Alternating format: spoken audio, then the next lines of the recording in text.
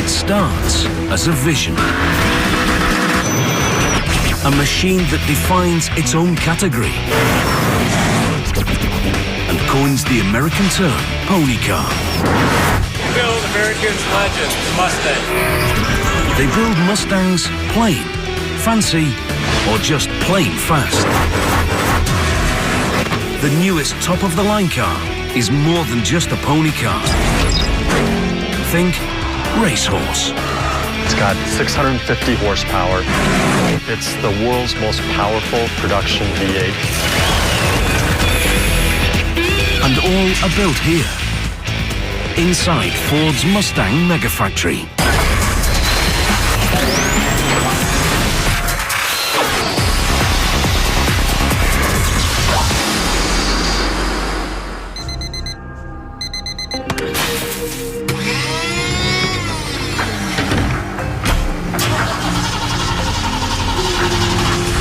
It's dawn in Detroit, the Motor City.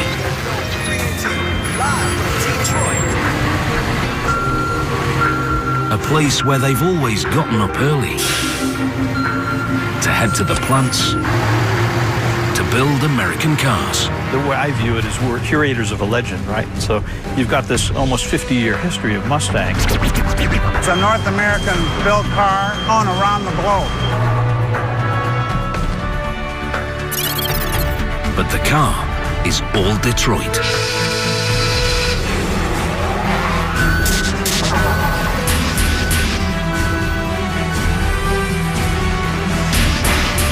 A city that came close to going bust. But now, it's bouncing back.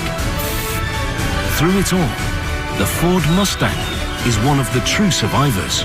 You know, I've been here over 25 years with the plant. It's very family-oriented. People work together as a team. Everybody's really tight. Everybody watches for each other. I don't know if the other plants are like that.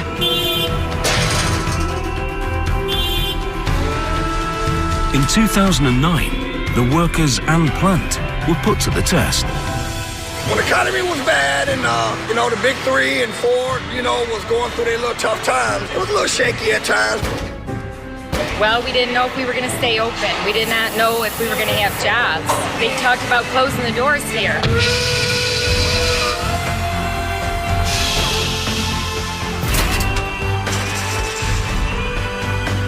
With the world economy on the ropes, the Mustang is one of the cars that helps keep Ford in business.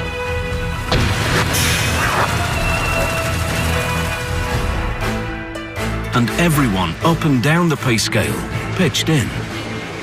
We as UAW members had to step in to help with some of our wages and benefits, that we had to take a step back to move forward in the future. And it seems to be paying off, with the economy slowly rising. It's something they're proud of. Mustang coming here saved us. We're very thankful and grateful for our jobs. It's allowed us to put our children through college, and it's given us a good future. And that commitment is reflected in the car they build. It does feel good to build a pony. It feels good to build the only real sports car in Ford. A sports car built inside Ford's Flint Rock assembly plant, where a tight clan of nearly 1,700 people come to work.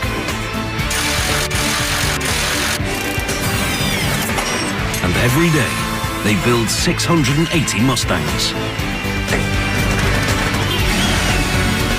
Machines that combine old-school values with high-tech manufacturing. The Mustang is amazing because this is a car that's simple. It's a simple, affordable car. There's a gas-sipping V6 that gets 13 kilometers per liter on the highway.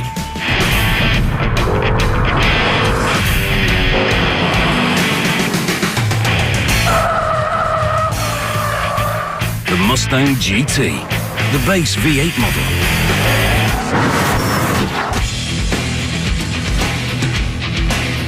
Or the race-ready Boss 302 with a 5-litre V8 you can take to the racetrack. Right off the showroom floor. Ask people at the factory which is the nastiest Mustang in the barn.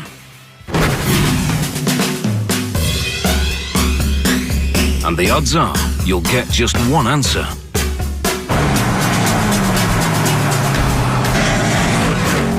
Favorite Mustang, it's gotta be the Shelby. Look at it. Look at the curves on it. Look at the color. Design. The Shelby GT500. The biggest, baddest, most powerful Mustang Ford has ever built.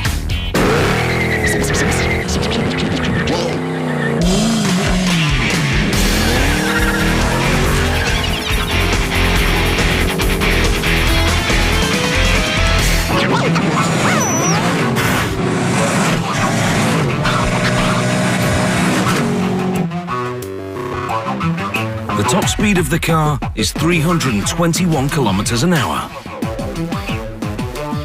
This car's secret is its new 5.8-liter supercharged V8 engine. It's got 650 horsepower, 200 miles an hour, which is hallowed ground in the world of sports cars.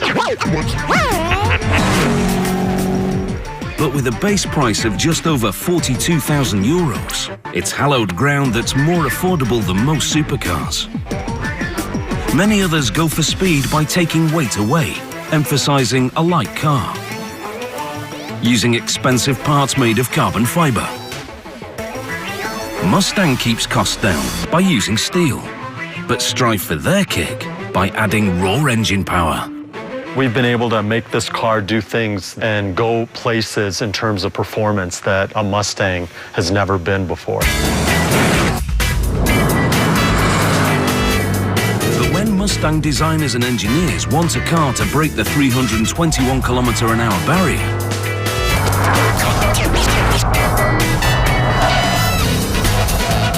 they face a whole new batch of challenges. Not only do you have to get the engine to survive it and to make enough power and have brakes to deal with it, you have to have a body that doesn't try to take off the ground, and then you have to stop the car when you're done. From every single angle, this poor car is being attacked by the earth and the laws of physics. To keep the Shelby firmly on the ground at 321 kilometers an hour requires engineers who understand that speed demands stability. You also have to engineer from aerodynamics and stability, right? That car has to stay planted to the ground. We pay a lot of attention to work with our teams very, very closely for aerodynamics. The faster you go, you need to balance the lift front and rear. We spent a lot of time working to develop shapes on the front end that would keep the front end planted and balance out with the spoiler in the rear to keep the rear end planted as well. So at 200 miles an hour, it increases the stability of the car. They build all the different Mustangs in the same factory at the same time. It's mass production as an intricate industrial dance.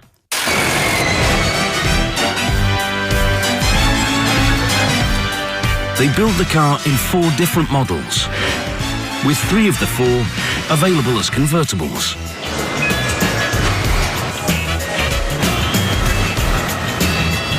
It's a huge production challenge with almost more options and variations than you can count. I couldn't even tell you the number of combinations of Mustangs that we build. It's got to be in hundreds of thousands. Probably the most complicated part of the entire process is developing the process, breaking the assembly process down into elements that can be done repeatably at high quality all the time. The Mustang factory is designed to be highly efficient. It needs to be. The manufacturing of an automobile has more orchestration in it than manufacturing of any other product in the world. It's amazing how it all comes together at the end. Orchestration that takes place in a complex maze of more than 276,000 square meters. That includes a stamping facility, a body shop, a paint shop, several sub-assembly areas, 11 different lines for final assembly, and one ginormous parts warehouse. Just getting the right parts to the right place on the line is a considerable challenge. There's a total of about 4,000 part numbers, and about 3,500 of those part numbers go on the car in final assembly. So they all need to move through here in one form or another.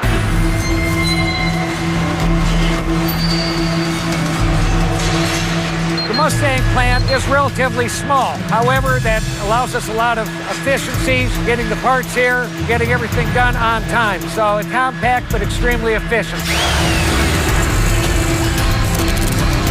It's hundreds of thousands of people coordinating together, everything from the thickness of the metal to where the hole is supposed to be, to how the operator interacts with the parts. And if we do it right at the end, when you turn that key, that beautiful vroom.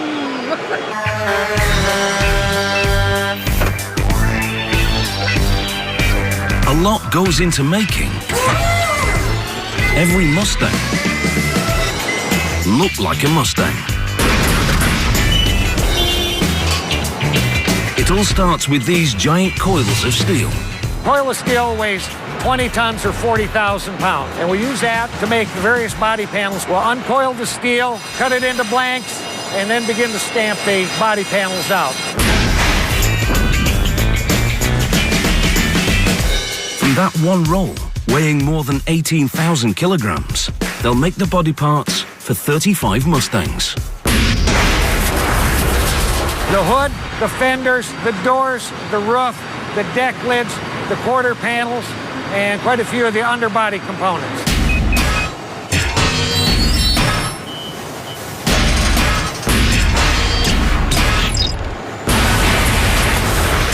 Stamping those parts is the first step in making an unmistakable Mustang.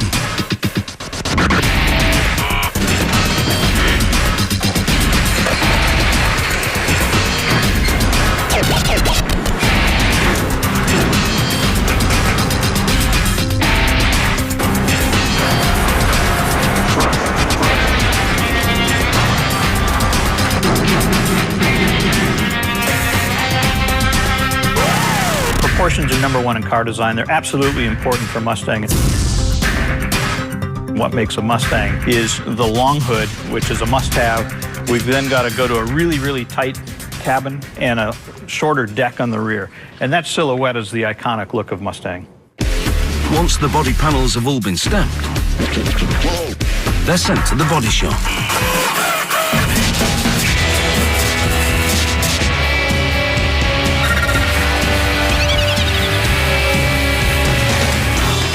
It's a real ballet of robots.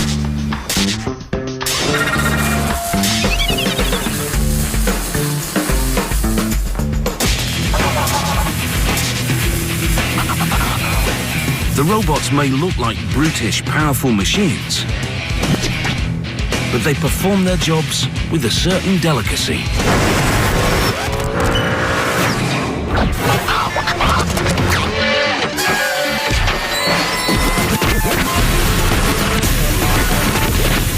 Paint shop here is that state-of-the-art technology in paint shop, able to paint whatever colors we want on whatever models we want. Here, they use everything from high-tech robots to ostrich feathers to prep and paint a Mustang.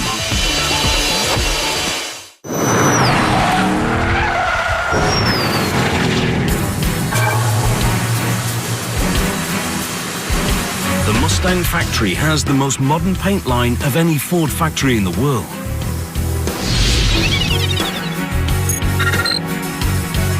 To manage it all, they monitor everything on the paint line from a computerized central control room. 35 right.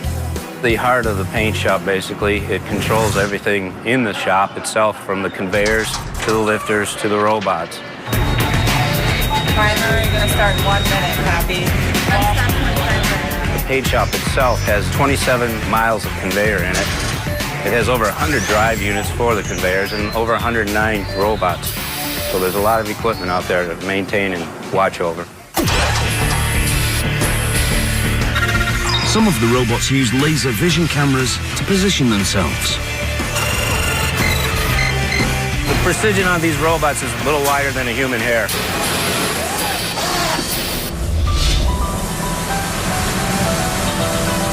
Others spin out paint at incredible speeds. 45,000 revolutions a minute.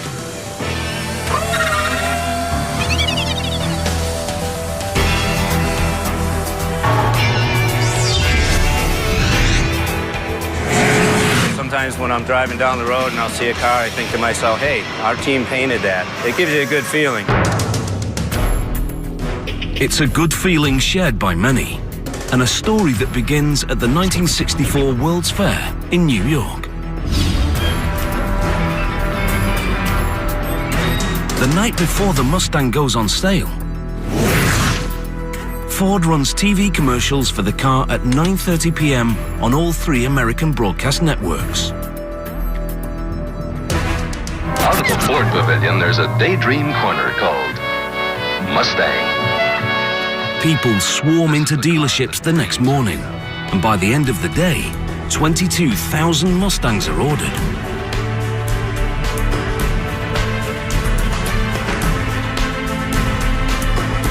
Mustang has been around a long time. It started the pony car era in America. The Mustang was an instant success. It's right up there with Levi's and all of the iconic American brands, and there's a few of them that have gone uninterrupted. Be straightforward, apple pie car, all guts.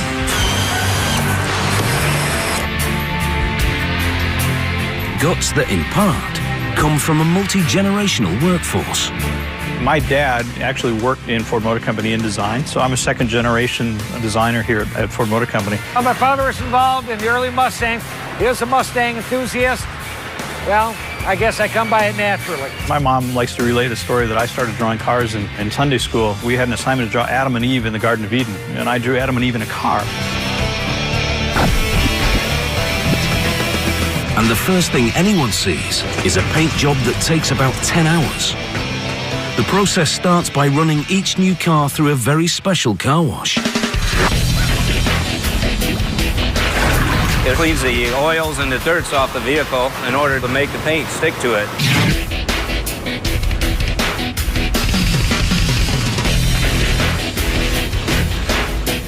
Then another bath.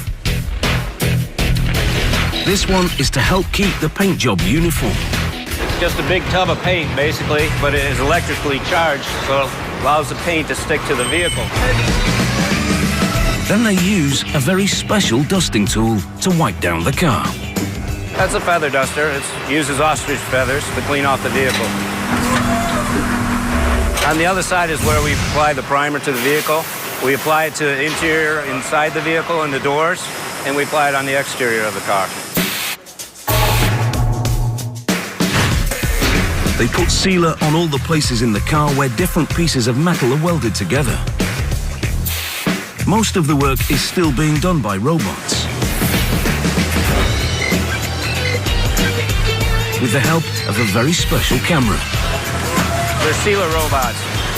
They use laser vision camera and a regular camera to find locations on the body to give the robot the area and location to where to put the sealer on the vehicle. But the robots can't do it all. The sealing process also needs a human touch. The people to my right basically are finessing the sealer on the vehicle. They make sure that it's in properly, they brush it, they spatula it, and they put it in its correct position. They also seal the bottom of the car against sound.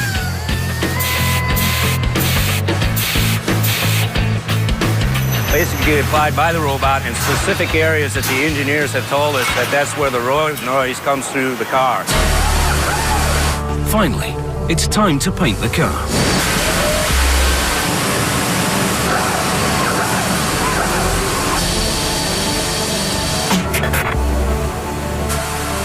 We're in the top coat booth right now. Behind me, the base coat is being applied to the car, which is the color for the car. Positive and negative electrical charges bond the paint to the car. The paint coming out the end of the gun is charged. It has a positive charge to it. It's attracted to the car. The car is grounded through the conveyor. Again, as modern as the paint line is, the robots need some human help. This is not fully automated. It almost is. The robots can't always get all of the paint where it's supposed to be on the cars. So we have manual sprayers, 2 in each booth, that cut in those areas that the robots can't get. To be efficient, they use the same spray booth to paint the car and then protect the paint. Basically, in this booth, you get your color, which is the base coat, and then you get your clear coat. The clear coat protects the base coat from the sun and from the weather and just about anything else Mother Nature could throw at you. When you see the car being sprayed, not all of the paint makes it to the car. A lot of it goes down through what we call grading here, and there's water underneath that. They call the extra paint mixed with water sludge. It gets dried out and recycled.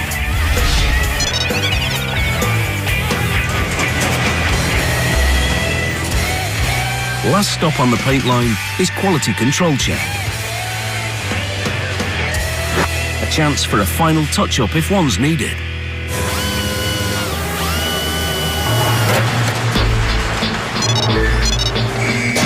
Overhead, conveyor belts move the newly painted body to the final assembly area. We're at Station 1 in trim and final, and this is where the Mustang comes out of the paint department and comes into the final assembly area.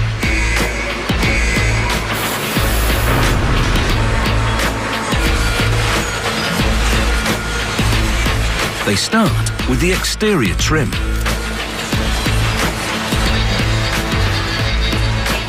And nothing is more important than putting the universally recognized logo on each car. This logo is what Mustang is all about. This is the only car we do in Ford Motor Company that does not have a Ford badge on it. It has horses on it. Everybody knows it's unmistakably a Ford, but we don't need to say that. So many companies struggle with names, and they try to come up with these names and cool stuff. You get one that works, and you stick to it. We all know exactly what it is. Done. End of story. Not quite the end of the story. The Mustang logo means many things. The Mustang nameplate is known around the world. It's the most customized vehicle in the world. And it also is the only nameplate that has been in production for 50 consecutive years. The logo is a powerful commercial symbol, but the power that counts is still to come. Several stations install key parts that many people take for granted. This is part of the underbody install for the plumbing, the fuel lines, the brake lines. So we do that on what's called the tilt line. And that allows the vehicle to be tilted up at an angle so that the operator has full access to the underbody of the car.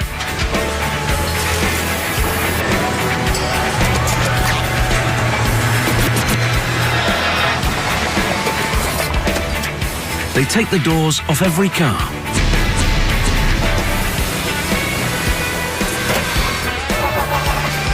The doors go to another line to be finished off, glass, electrical, and all the trim installed. And that door will go back on that Mustang at the end of the process.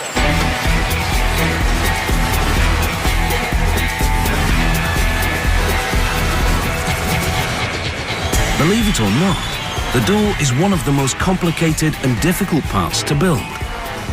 The door is a relatively complicated piece because of all the mechanical pieces inside, the latches, the mechanisms, and the glass.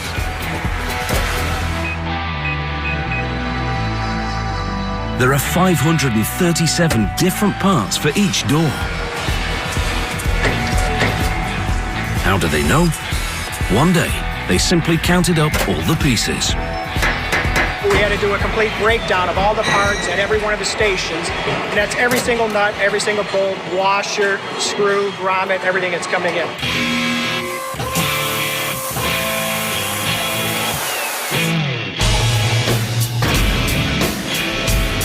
The hardest job on the door line has nothing to do with nuts, bolts, or washers. Probably the most complicated thing is the glass jig, making sure that it sets the Mustang glass correctly into the door. Workers get help from a special jig with an unusual name. Yeah, they call it the Beast. Yeah, that jig here adjusts the inboard, outboard of the glass on a Mustang, every Mustang here. Well, it's so dang big, throwing that thing around all day will give you a good workout. The windshield and rear window are a bit easier to install.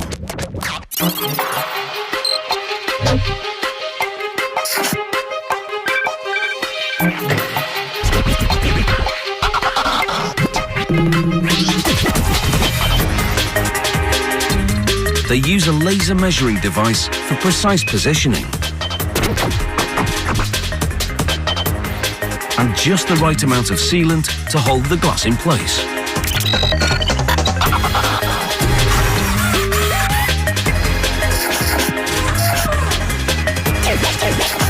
The windshield is dry by the time we get to the end of the process.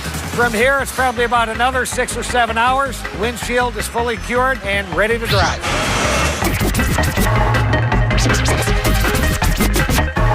Nobody is waiting for the windshields to dry. Yeah, if you look at the line behind us, you're going to see one vehicle going by us just less than every minute. So that's 68 units in an hour. That's what we do for a living. Mass production of automobiles.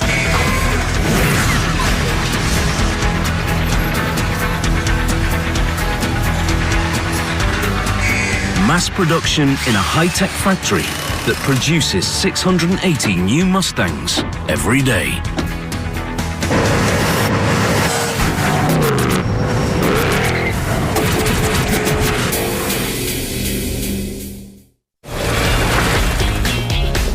Many of the Mustang's parts are built as sub-assemblies. It's another way to save time in the factory. One of the most critical sub-assemblies is the dashboard.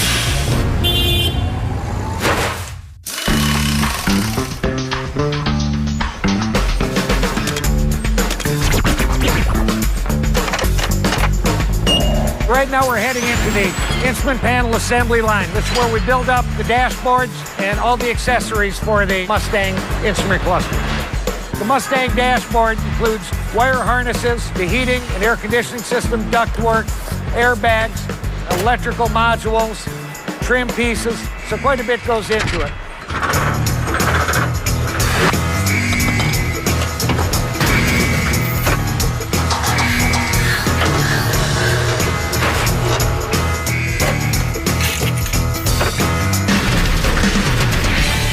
Other parts are made right at the plant from scratch. They make the Mustang's front and rear plastic bumpers in a large injection mold right on the factory floor. Big mold, big mold. A mold that squeezes the bumpers into shape. More than 15,000 kilograms of pressure. It injects and it's still molten. As it injects, it cools. And after it cools, it sets up in the tool before the tool opens. The unloader takes it away.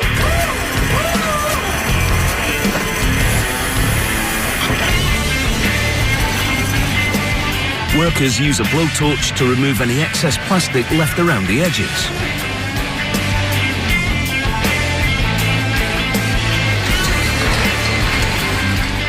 Then they send the bumpers off to get painted by yet another robot.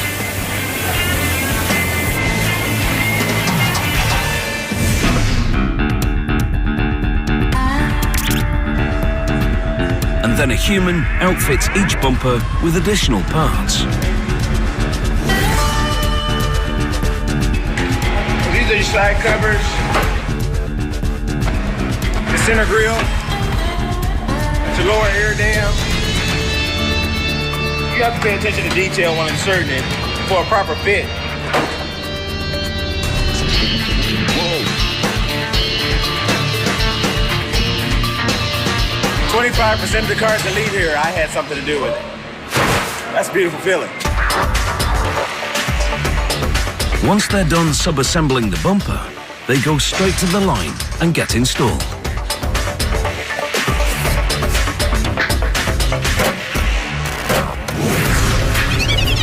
We put in the fascia on the Mustang, the tail lights, shock absorbers, some of the wiring harness, a lot of stuff that you don't see.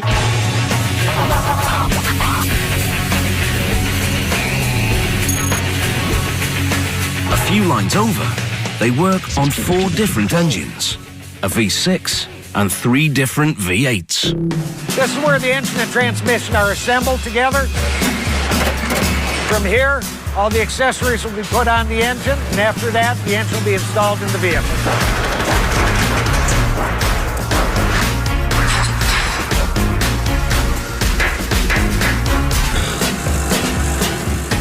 Once the engine and transmission are mated together, it's time to build the drivetrain.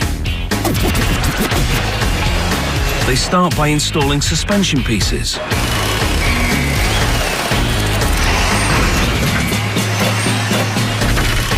Engine mounts.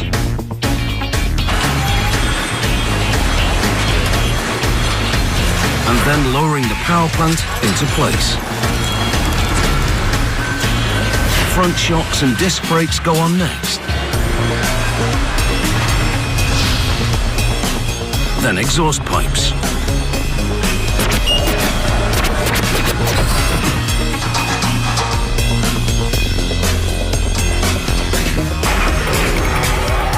Finally, it's time to put some horses into the pony.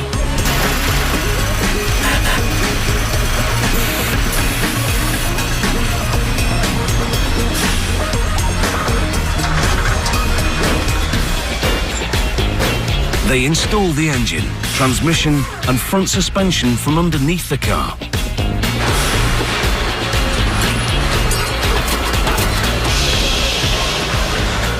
Personally, I like when the body comes down on top of the underbody and suspension and engine. So I can sit there and just watch that all day long. That's the first time it really becomes a full vehicle. A full vehicle that only a badass could have created.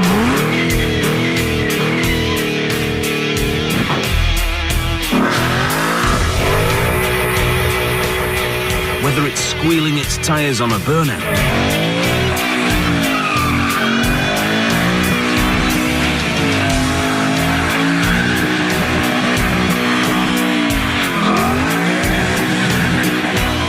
or the sound of a 650 horsepower V8 being fired up.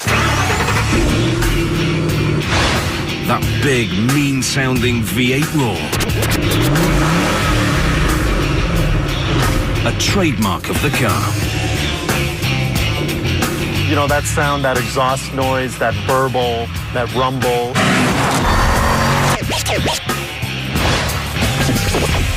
It's the classic American V8 noise.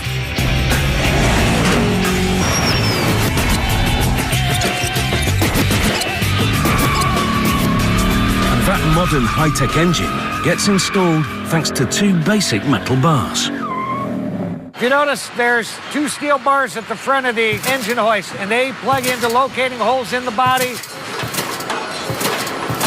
to make sure that the engine is positioned correctly for installation.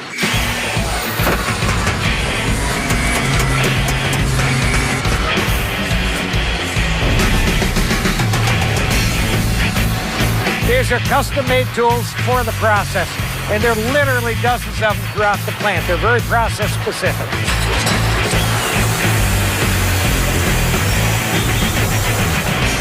Process-specific. Another way to maximize efficiency. And the workers play a major role in helping to do that. The tools that we use to process aids are developed primarily by the operators who have to use them to make their jobs easier. If they have an idea to make things better, we always listen to them. More than in most car companies, those who build the Mustang describe their co-workers as family.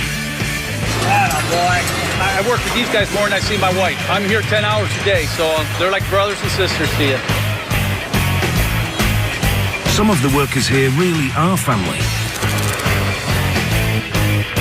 Kim Vandenberg is a team leader on the engine line. She met her husband, John, here. We've been married 20 years, and it's amazing. My best friend works here, my husband works here. We're like a family. I said I'd never work with my wife, but I met her here, and I had the wrong idea. It's been a great thing.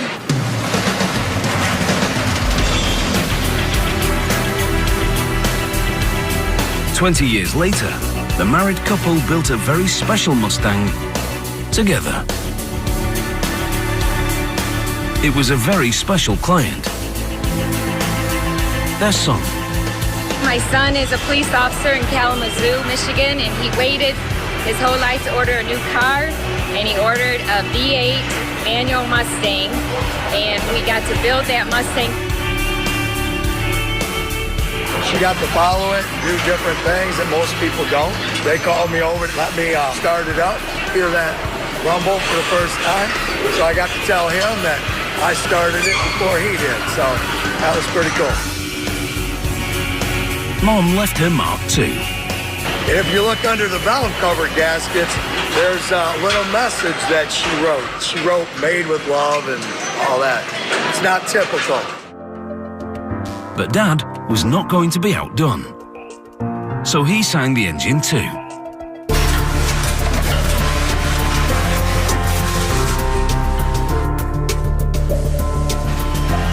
There seems to be a hidden side to the Mustang. It's a car that some people consider, well, romantic.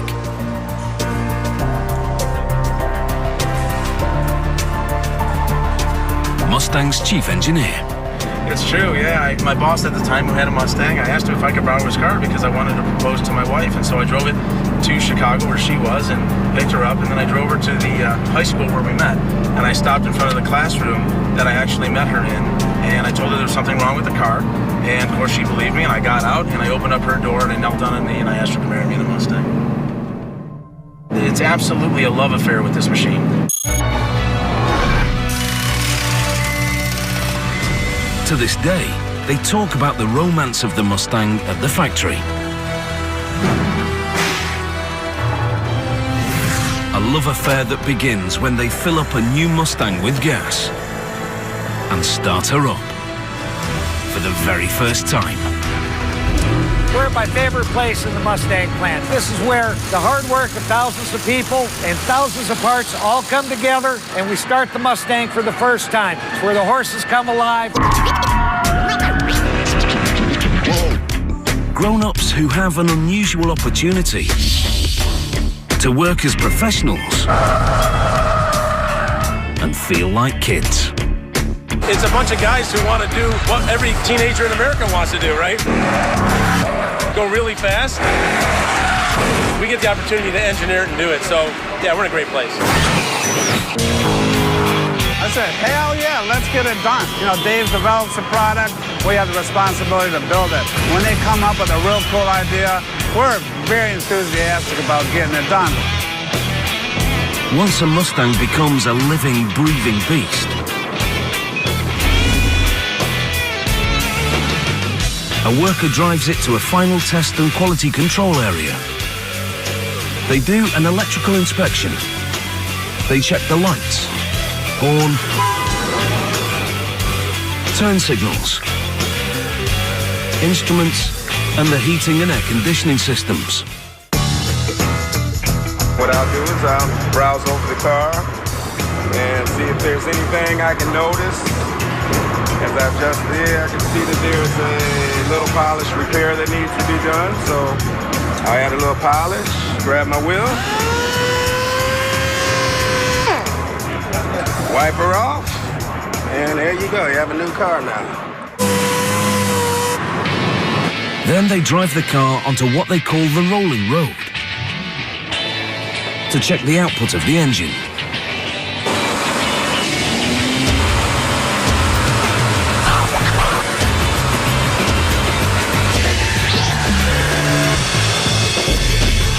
Now the Mustang is ready for the real world and a real road.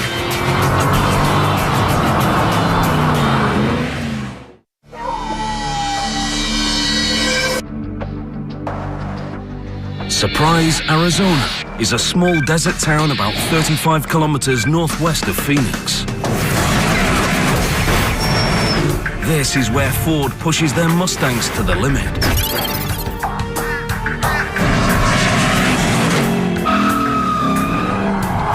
Something the public never gets to see. The proving grounds are private property, and Ford takes its security serious. It's like an old-fashioned Western shootout, except this time, it's not a fast draw, it's a fast car.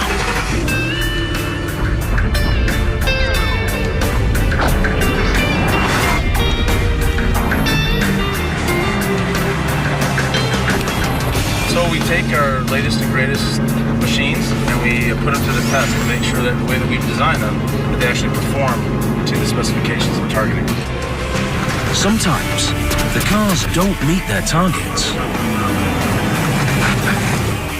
Surprise, Arizona proves an appropriate name for testing the GT500. It was getting so fast on road courses that we were hitting its speed limiter of 155 miles an hour. We ended up deciding, let's just take the speed limiter off. When we did that, we found, wow, this thing's capable of 200 miles an hour. Nice surprise. But the fun's not over yet. Here comes the Boss 302. First, they warm up the tires.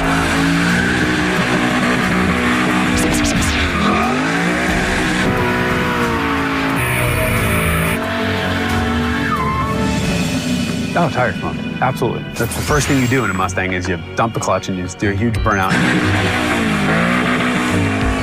You laugh and you say, okay, I'll take it. Track staff monitor the action from a control tower. No car can enter or leave any part of the track without permission. Jim, I have you off the track. Boss 302, you're clear for high-speed runs on the track. So we've just started the Boss 302. We're going to take off here.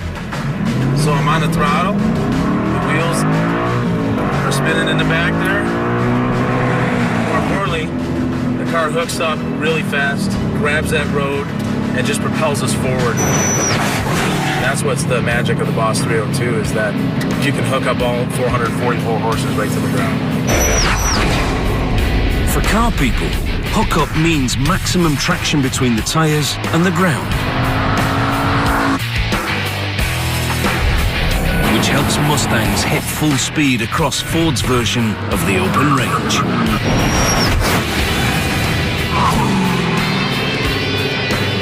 We got a straightaway where we can do high-speed testing in a straight line. We've got a road and handling course, which is what we're on right now. We also have some rough road surfaces that we can go take the cars on to really put the suspension to the test.